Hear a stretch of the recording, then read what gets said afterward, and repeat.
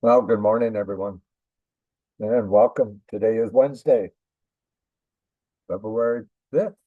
We're on the 5th already. It's good. It's sunny out, but then it's also 18 degrees. So, but 73 in my house, so I'm warm. Most people think it's too warm, but I guess as I got older, cold affects me a little different. So I just pay a little higher gas bill, not much different. And but besides that, um, today is Wednesday, so we have a devotion I can share with you. This is actually from Sunday, Rick Warren, and it's called Living by Faith. And the scripture comes out of Exodus 14 through verses 13 through 14. This is the story of Moses of when they left Egypt. So he had great faith. So the scripture reads, Moses said to the people, fear not, stand firm and use and see the salvation of the Lord, which he will work for you today. For the Egyptians whom you see today, you will never see again. The Lord will fight for you, and you only have to be silent.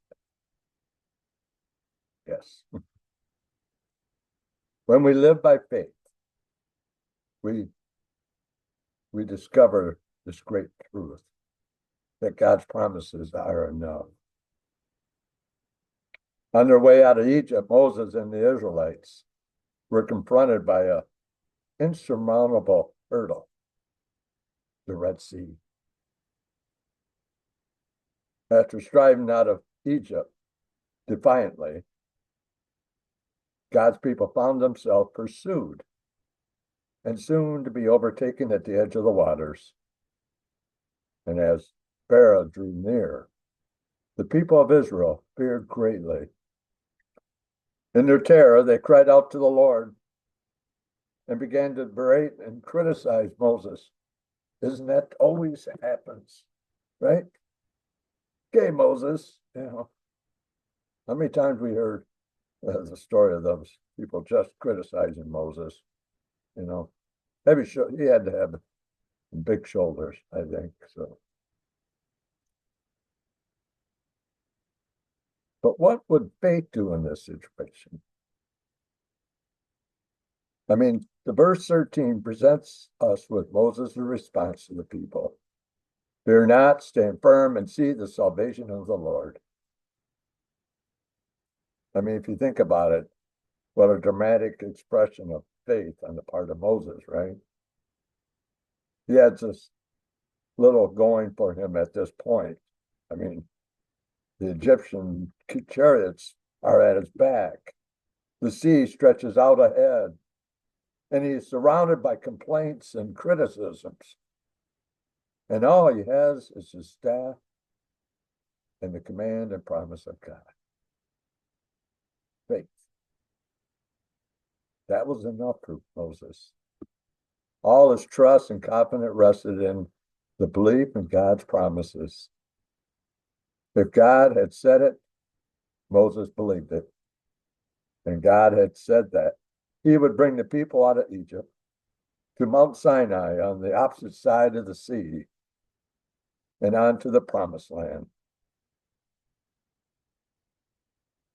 So it was not Moses' job to be concerned over the particulars, right?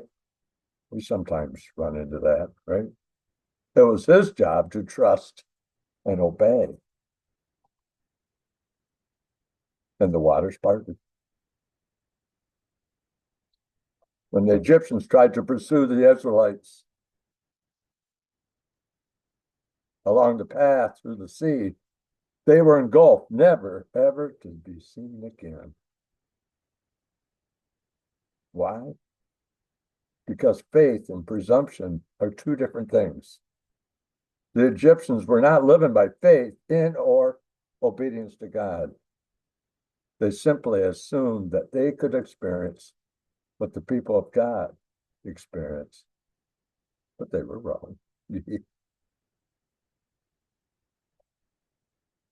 God had said it, Moses believed it.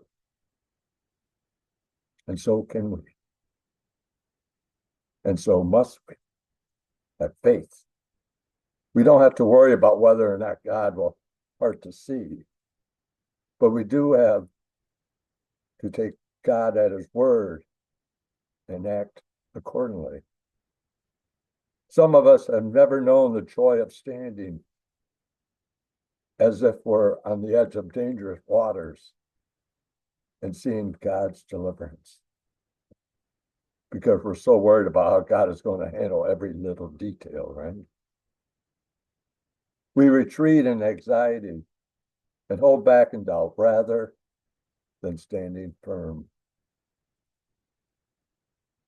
I mean, God has promised to take you to the promised land of eternity with him.